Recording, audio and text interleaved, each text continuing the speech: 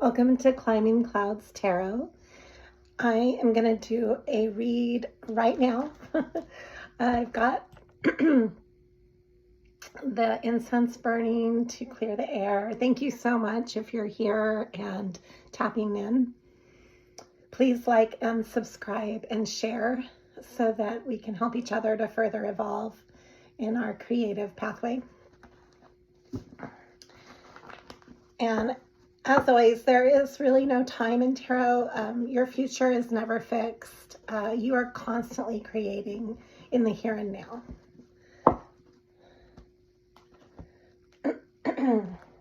These cards are giant that I'm using, so just bear with me. I'm trying to shuffle them and I have small hands. So I'm going to actually have to do a different method of shuffling. Okay. It's like when I used to do this as a child. I would order a lot of, I would be so hungry for something and I'd order like a big amount. And my mom always said my eyes were bigger than my stomach. I feel this way with these cards. I'm ready to dive in and shuffle them, and I can't even shuffle them normally. They're giant, but they're beautiful. Here we've got the Ten of Swords reversed. This is kind of cool to start with. I mean, it's kind of a negative card, upright, but reversed. It's signifying, and it can be neutral. It signifies the end of a cycle, and it can be kind of a drastic end. You know, it can be like a dramatic end, but it's reversed. So it could be a softer, maybe not an ending. Maybe it's an egg that you took out of the shell and it's not actually hard boiled. It's still soft and it still oozes. I don't know why that picture came into my mind. But it's still metamorphosizing, right? Let's start with this. This is where we are. I'm going to draw a few cards around just that one card. I've got this Bohemian art deck that I don't even know the name of, but I will try and post that for you of what I'm using. And then the Sun and Moon Tarot is a smaller deck. So this is the beginning of something solid. And this could be, you can apply this to a multitude of things. You can apply this to your life, on the working creative level. This is how I've designed this channel. So any of the readings you can apply to either how you're building your love, your creative love, your love for yourself, your love for another, your love in general, your passion projects, what you're pouring your heart into in your life. It could apply to many things at once. So how it resonates for you is completely on a personal level.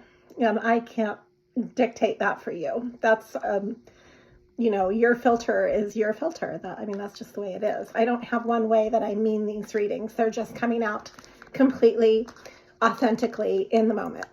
Okay, so we've got the Ace of Pentacles. When I'm drawing on this one card, and rebirth. Definitely feeling that. And there's been a lot of Scorpio energy around these readings lately. So rebirth is part of that. And to me, I kind of see that with the egg. I think that's why the egg was coming into my head. Because, it has to do with birthing and the cycles. So that's how we're going to look into that. That'll be the beginning of this. I'm not going to draw any more cards on that one card. But let's look into this with the bigger deck. This deck is actually really beautiful, and that's why I'm using it. I just love the artwork on it. It definitely has a boho vibe to it. Makes me think of old Sanskrit art and tapestry art, batiks. Okay, so we've got the Queen of Pentacles. Definitely you are standing in a lot of solid energy, the Ten of Pentacles and the Queen of Pentacles. The Queen of Pentacles is very generous, very stable, very stable. The energy of the Queen of Pentacles. It's very similar to the Empress.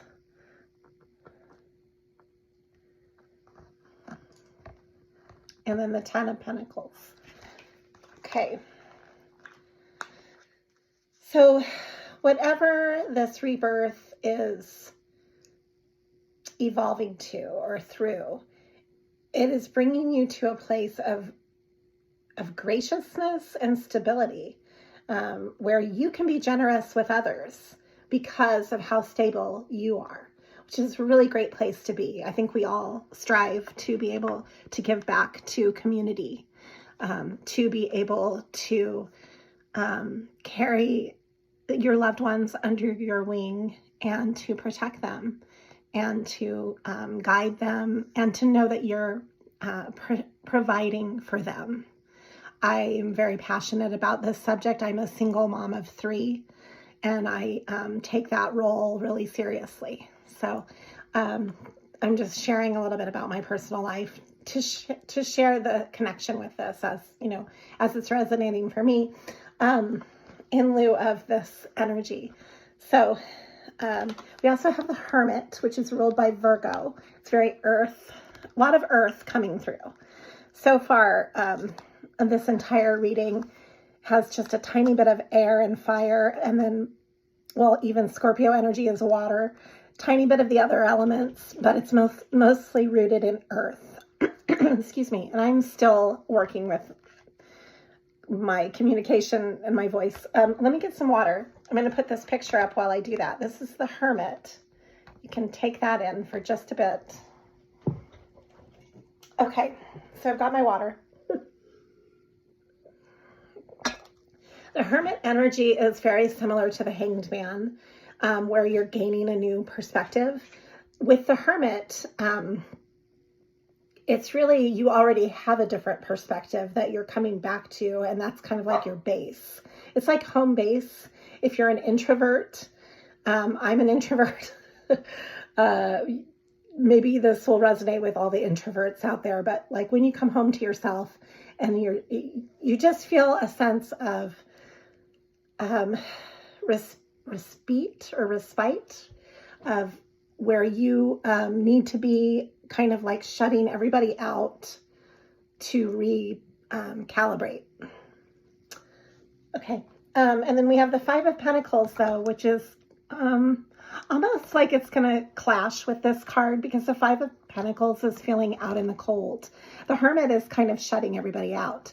The Five of Pentacles is feeling left out in the cold and abandoned. It's like feeling like you just can't partake in any of this celebration, that you're not invited. That's what it feels like. So this could be a dual energy of the same coin even. Maybe this is a block or an obstacle that needs to be embraced. So let's look into this, because this definitely is coming forth as, you know, moving into this more stable energy.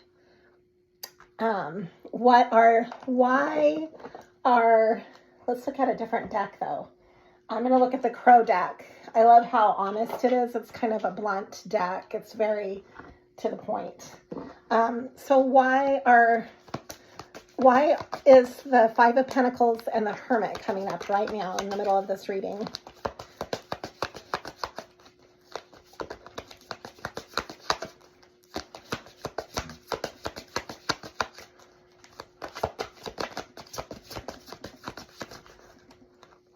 Many cards. I'm just going to take the top of the deck. Okay, so we've got the Seven of Cups. This is about having choices. And I'm going to draw one more. Yeah, this does clarify it. So this is the Five of Wands, actually. We've got 2 5s here and a 7. 7 is about having choices. Choices in what you're passionate about, what you care about. It's playing the field if you're looking at it from a love perspective. It's looking at what choices. It's kind of like, what choices do you have out there? If you're looking for a new job, what are your options?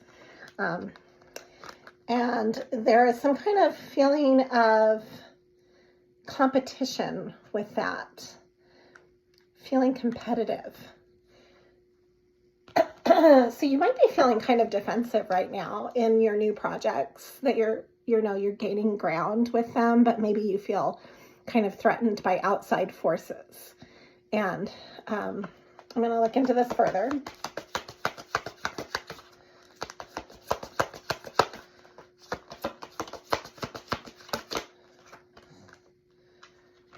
Again, the Queen of Pentacles came out.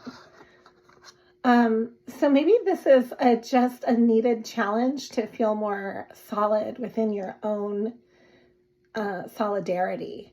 That's what I'm gathering, is that this is to just further strengthen your ability to provide for yourself and others, to be able to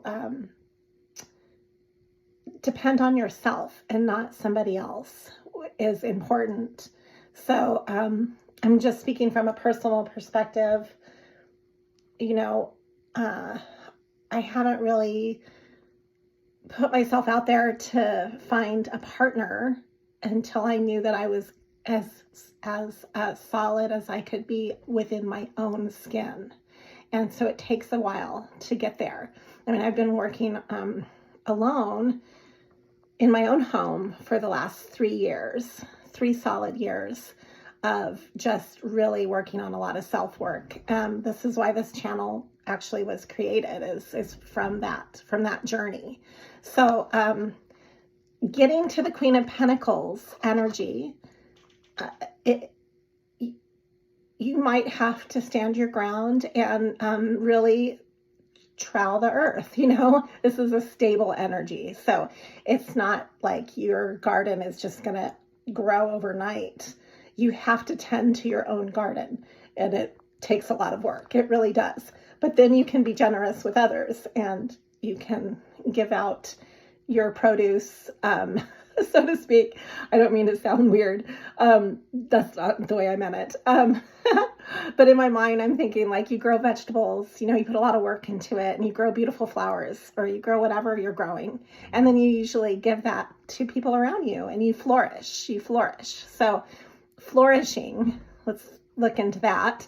Flourishing is not something that's an overnight process.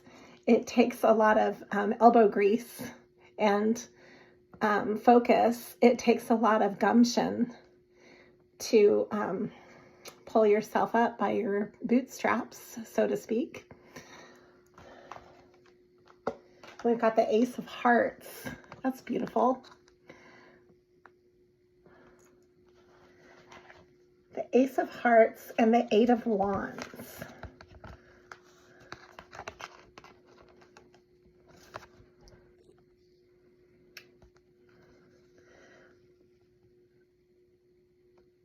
So something new is budding, something new is blossoming, and you're going to be able to express this in some shape or form through some sort of communication is coming to you, or you're giving that an expression as well, and it's coming into your life.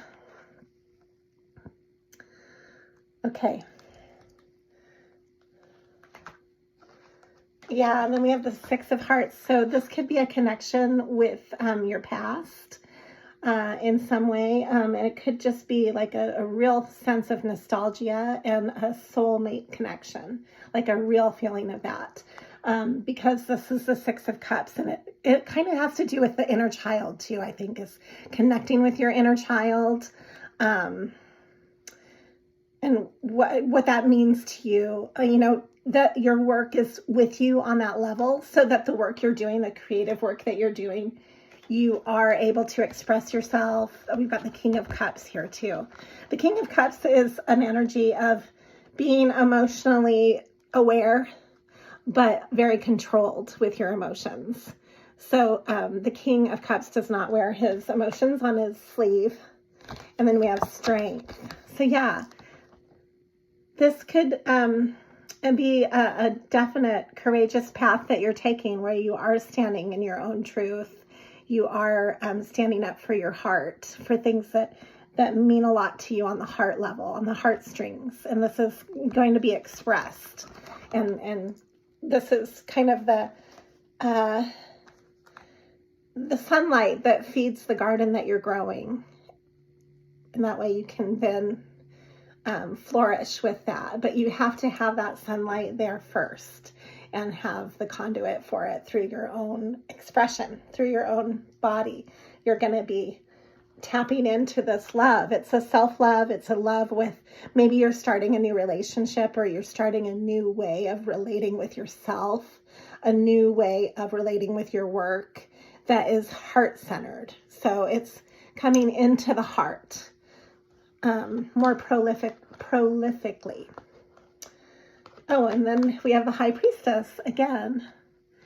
So this is your wiser mind. Trust your intuition. Trust the creative urges that you have. When challenges come up, try to be patient with yourself and trusting yourself and others. You know, you might not see even the ability to go inward is really important with the High Priestess energy, is taking the time for silence and maybe listening more. Because you do have that clarity of mind. And then the Wheel of Fortune. How great. I'm going to end it with this. So this is what this is all about, is coming into your Wheel of Fortune. This is a fortunate turn of events in your life, and embracing it with the notion that you're embracing your heart more completely, that you are kind of in the center of the wheel, not just watching the wheel spin, not just wishing to have the Wheel of Fortune in your life, but you're actually embodying it from the heart and outwardly. So that's a different experience. To maybe place yourself inside of it and walking into it rather than just observing. Okay, that's really powerful. I'm going to draw an animal card, and then I'll end the reading on the animal card. Just because I always pull out the animal cards when it becomes, oh, and here's the golden egg. When it becomes instinctual based. I think the animal cards are a necessity. The golden egg. This is a golden opportunity for you. Whatever this chapter is that you're starting, don't shy away from it. It's a golden opportunity. I'm telling you. Your golden egg is here. Oh, and look, this goes right along with the message of the heart and strength is ruled by Leo. This is a lion. Have courage, walk confidently, and you can also navigate your emotional, the stingray. It has it's very much a symbol of communication. The stingray communicates underwater through a really interesting neurology. So what is it that you need to communicate through this process, this embodiment, this love, this way of flourishing for yourself with your passion project right now, in the here and now? What do you need to communicate? This is what you're tapping into. Okay.